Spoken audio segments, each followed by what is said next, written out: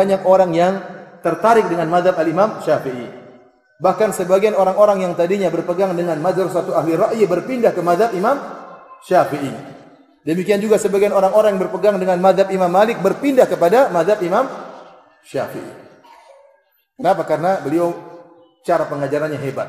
Dengan menulis dua buku ini, buku kaidah dan buku penerapan. Buku kaidah dan buku apa?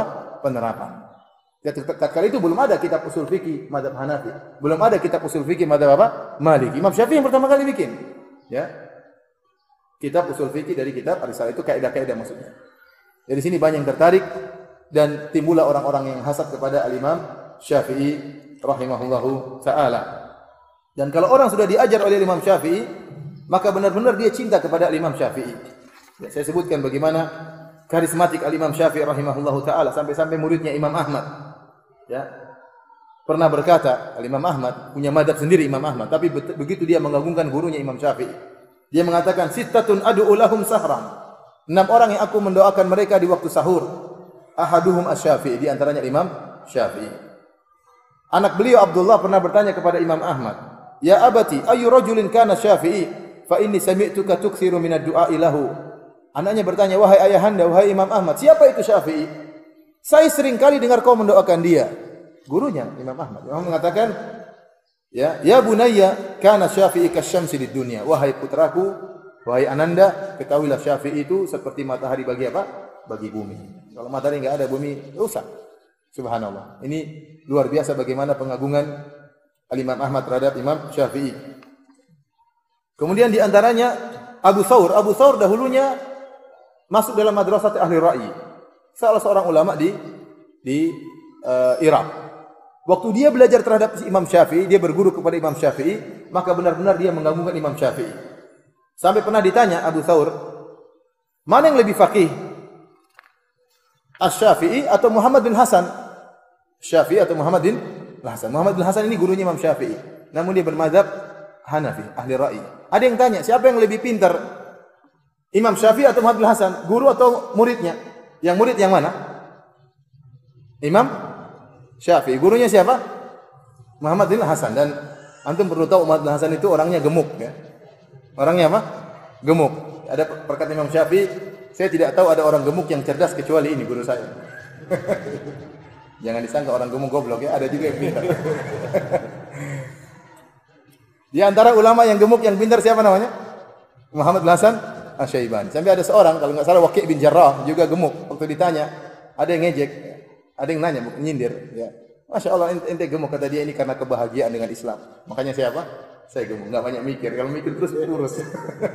Baik, para hadirin Allah Subhanahu wa taala, intinya ditanya sekarang, bertanya Imam Syafi'i Abu Thawr. Abu Thawr ni muridnya Imam Syafi'i. Dan Imam Syafi'i muridnya Muhammad bin Al-Hasan Asy-Syaibani. Sekarang Abu Thawr ditanya, siapa yang lebih pintar? Imam Syafi'i atau gurunya Muhammad bin Hasan? Maka apa jawaban Abu Thawr yang menunjukkan dia fanatik atau sangat cinta kepada Imam Syafi'i? Dia mengatakan, "Asy-Syafi'i afqahu min Muhammad." Syafi'i lebih pintar daripada gurunya itu Muhammad bin Hasan. Wa Abi Yusuf juga lebih pintar daripada Abu Yusuf. Wa Abi Hanifah lebih pintar juga daripada Abu Hanifah. Jadi bukan cuma lebih pintar dari Muhammad bin Hasan, bahkan lebih faqih daripada guru-gurunya, daripada kakek gurunya. Siapa itu? Abu Hanifah. Wa Ibrahim wa Alqamah wal Aswad, lebih pintar daripada mereka semua, kata Abu Thawr. Dan ini menunjukkan kecintaan mereka terhadap al-Imam Syafi'i. Sehingga Abu Thawr padahal punya mazhab sendiri. Imam Ahmad juga punya mazhab apa? Sendiri. Namun mereka belajar terhadap Imam Syafi'i, berguru kepada Imam Syafi'i karena hebatnya al-Imam Syafi'i, ya. Yang hebat itu bagaimana dia bisa berkreativitas membuat cabang ilmu baru, yaitu ilmu usul fikih. Yang sekarang kita tinggal pelajari hasilnya. Tapi kreativitas membuat bagaimana ilmu yang tersebar ini dijadikan kaidah, ini hebat. Inilah hebatnya siapa? Imam Syafi'i. Ilmu yang luas ini dijadikan kaidah-kaidah. Ya, kalau istilahnya ada ilmu kita jadikan rumus-rumus. Orang yang menciptakan rumus pintar atau tidak? Pintar karena dia memikirkan, merenungkan, menyimpulkan. Demikian juga Imam Syafi'i, untuk buat kaidah tidak mudah.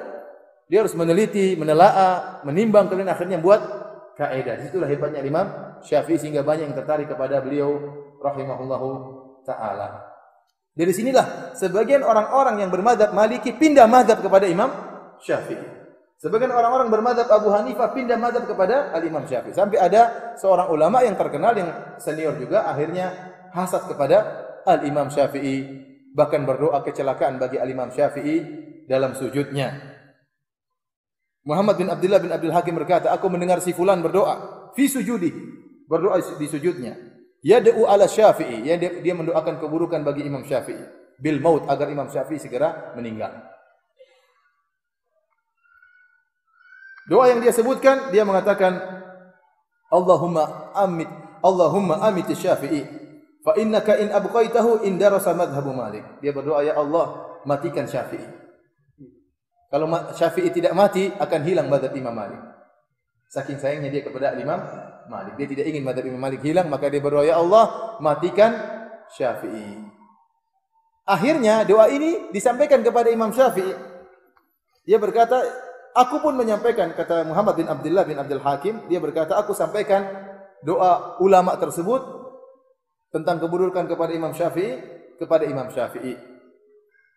Apa kata Imam Syafi'i tatkala mendengar doa tersebut? Dia mengatakan, tamanna rijalun an amuta wa in amut fatilka sabilun lastu fiha bi auhadi. Beberapa orang berangan-angan agar aku mati. Kalaupun aku mati, maka itu semua orang pasti akan mati. Aku tidak sendirian yang akan mati. Semua orang pasti akan mati. Para hadirin Allah Subhanahu wa taala, tidak lama kemudian, sekitar sebulan setelah itu Imam Syafi'i meninggal dunia. Wallahu alam doanya dikabulkan atau tidak. Intinya setelah itu sebulan kemudian Imam Syafi'i meninggal dunia.